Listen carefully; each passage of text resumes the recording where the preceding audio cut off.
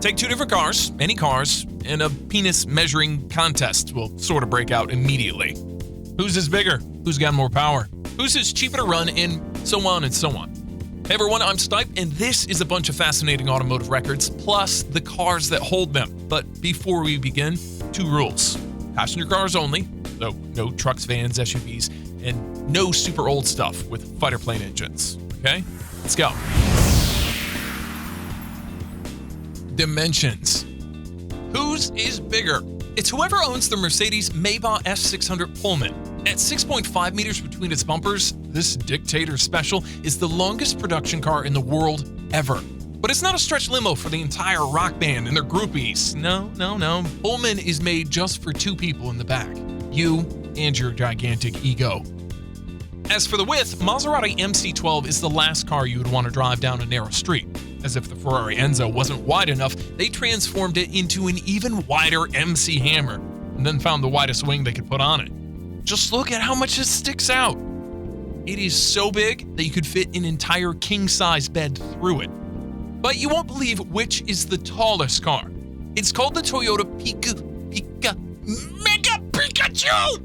Okay, it's a K car, the sort that has its length and width regulated by the government, so the height is the only way to give you more interior space. And look at the result! Tower on wheels, and Pisa Tower in the corners. On the other end of the spectrum, we have the lowest car ever, Probe 16, which has no doors. You actually have to step on through the roof to get inside, and the tiny Peel P50 is the shortest and narrowest car ever produced. Neat! Engine. The tiny Peel takes another crown. It has the smallest engine ever put in a production car, a whole 3 cubic inches of fury. Basically a moped engine.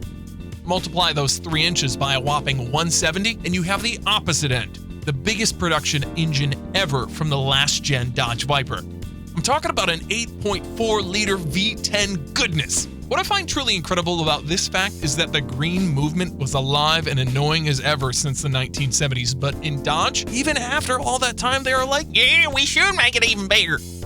And here's another piece of trivia for you. V12 engines are large by their nature. The more pistons you have, the larger it grows. So the question is, who made the smallest one? Ferrari did.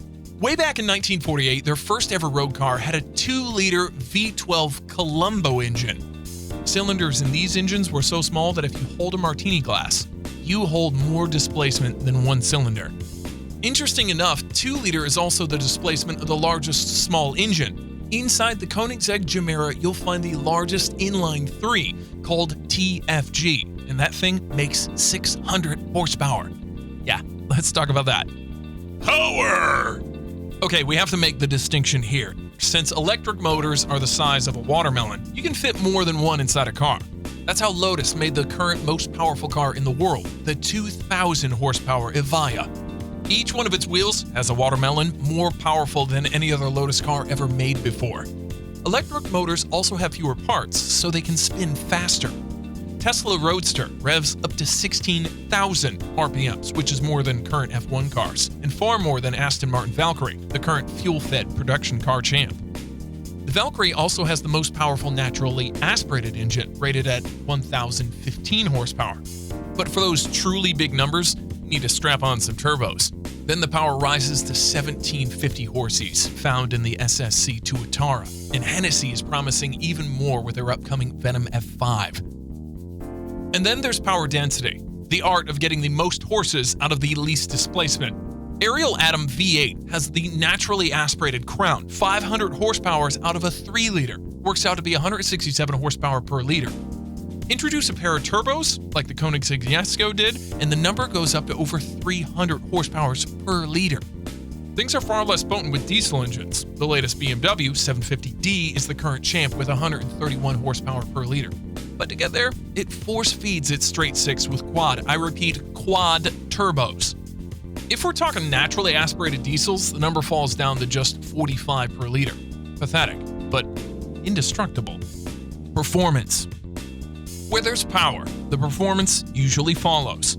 The fastest production car around the only track that matters, the Nürburgring, is the Lamborghini Aventador SVJJ. I'm a child, yeah, I get it.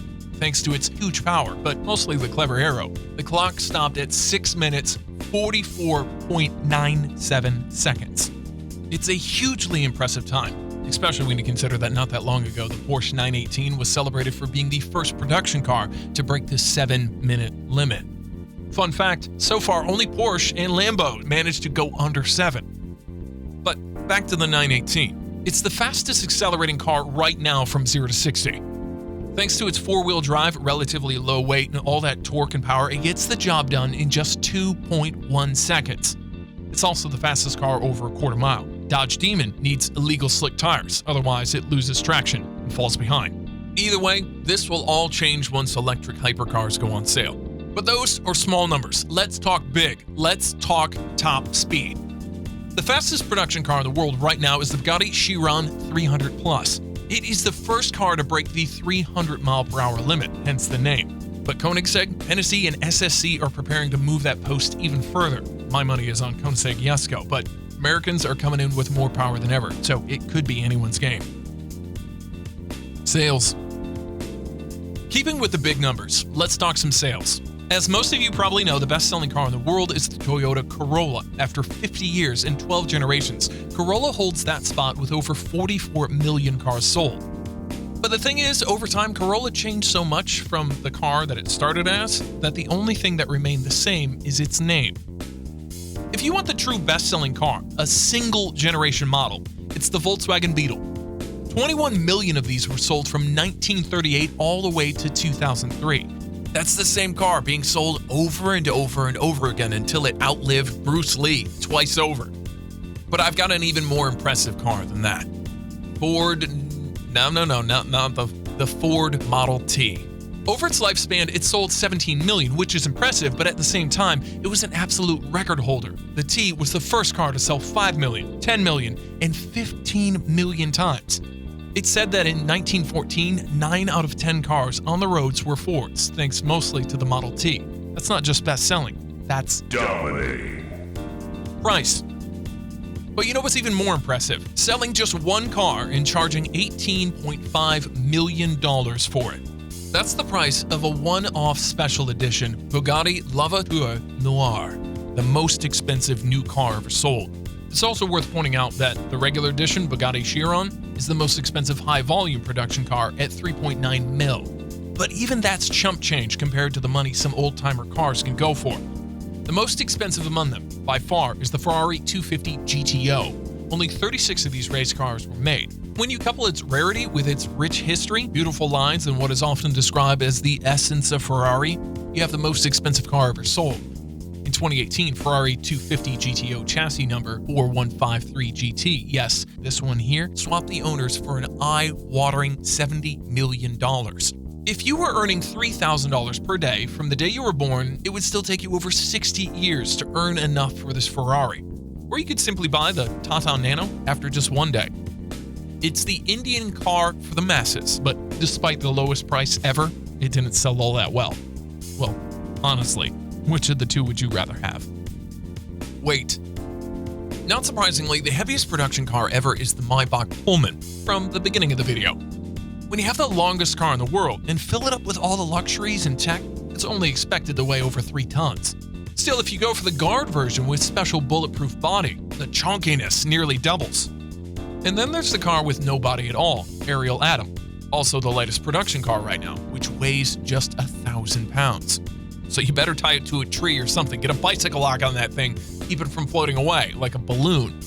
But for the all-time straw weight belt, we need to look at the past. We need to look at the Peel P50 again. It weighs just 56 kilos, which is actually less than Michael Moore's ass. Chunk!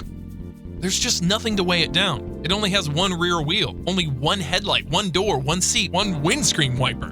And that's about it. It also doesn't have a reverse gear. If you go down a one-way alley, you're supposed to get out, pick it up by the handle at the rear, and drag it back like a mother drags her unruly child in a shopping mall. I want one. No. And let's finish it off with a round of quick draw. See if you can recognize these record-holding cars.